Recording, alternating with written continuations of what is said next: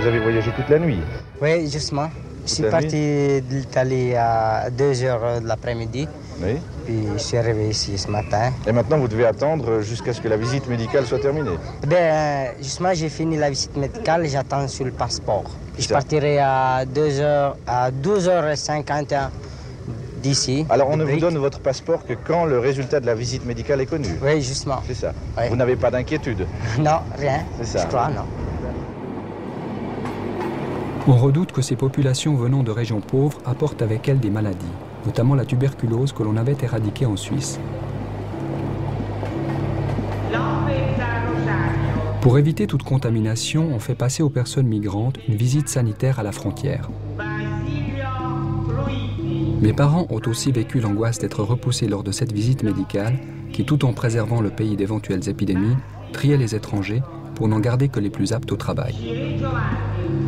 Le choc que j'ai ressenti un peu, c'était en arrivant à Brigue, la fameuse visite médicale, tous alignés là-devant, torse nu, passer devant les rayons pour voir si les poumons étaient en bon état ou en mauvais état. Ça, c'était un peu le choc qui nous a tous un peu surpris. Il nous faisait comprendre que la Suisse, c'était plus civilisé que nous, les Italiens. Ça fait mal. On se sent humilié. On le fait parce que c'est la règle. Moi, je venais dans la discipline, il faut le faire. Mais après, on apprend que c'est seulement aux Italiens qu'on fait ça. Pourquoi on ne le fait pas aux autres? Et qu'est-ce qu'on a des pestiférés?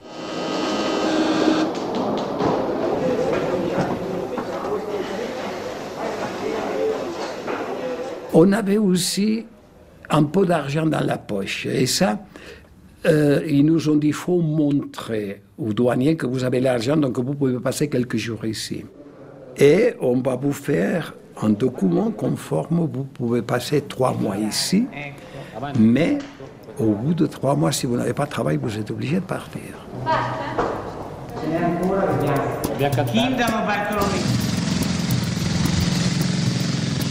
La Suisse a besoin de beaucoup de main-d'œuvre, mais redoute en même temps la surpopulation étrangère. Pour filtrer les entrées, elle met en place un système qui distingue 3 catégories. Le permis A pour les saisonniers admis en Suisse 9 mois par année.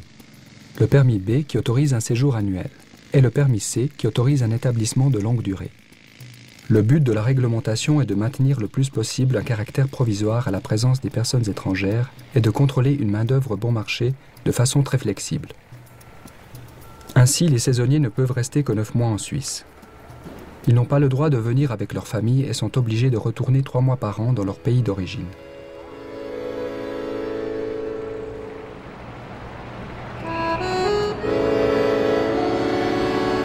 Mes parents ont vécu ce long parcours. Ils ont attendu 5 ans avant d'obtenir le permis B, puis 5 ans encore pour recevoir le permis C. Les saisonniers, c'était souvent des gens qui travaillaient dans la construction.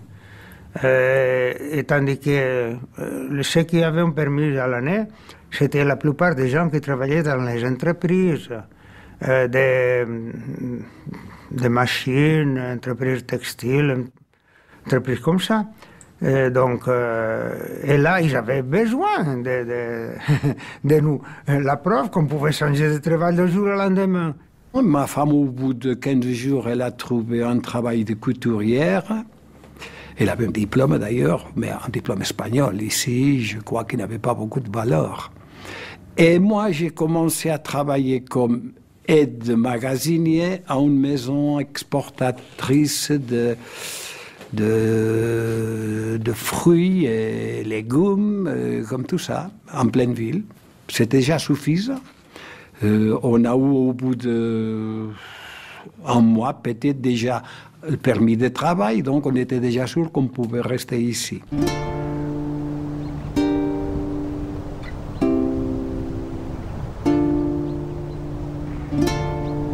Là, j'ai trouvé du travail soulevé.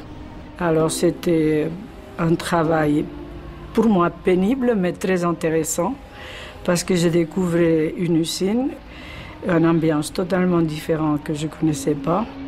Alors comme le but était de gagner déjà pour s'installer et tout, Je faisais de 7h à midi, de 1h à 5h, de 6h à 10h. C'est pas longtemps. Hein. Et puis j'ai trouvé le travail, où mon frère travaillait. Il travaillait à Chavannes dans une fabrique de plastique. C'était aussi des Italiens, les ouvriers. Hein. La seule personne qui était dessus, c'était le chef. Mon frère a eu un accident dans la main. La presse, où le plastique bouillant il coulait, il est resté avec la main dedans.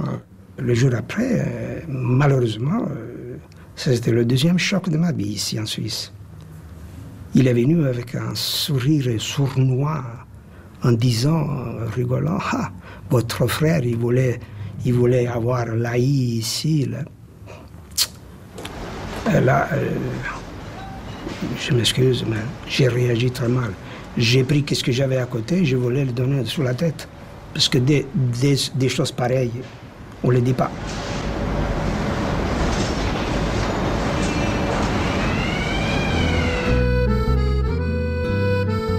J'ai épousé un Italien du Sud, un Calabrais. Je l'ai rencontré chez nous à la maison parce qu'on avait une vieille ferme et puis on louait des chambres pour des saisonniers, pour une vie un peu plus agréable. Et puis ma mère me disait, écoute, alors il ne faudra pas étonner, j'ai quand même loué, j'ai préparé 3 lits pour 3 Italiens, mais tu verras, ils sont très polis, c'est vraiment des garçons formidables. Vers 5h30, c'est l'aîné qui rentre, viens voir. Et puis elle m'a fait venir, on avait ces magnifiques géraniums assez grands. Voilà, maintenant, ça c'est l'aîné qui est arrivé à vélo. C'était justement, il m'a drôlement bien plu. Une fois arrivé en Suisse, il faut trouver à se loger. Les immigrés habitent rarement les maisons qu'ils sont venus construire. Le logement est l'une des principales difficultés. Il faut souvent se rabattre sur des habitations sans confort, à la limite de l'insalubrité, ou louer des chambres chez l'habitant. Je me souviens qu'on allait chercher avec des copains dans les gérances, et puis ils demandaient « Vous venez d'où ?»« Sicile. »« Merci, il n'y a pas, il n'y a rien. » Ça vous disait « Je viens de Milan. » Peut-être là, on commence à discuter.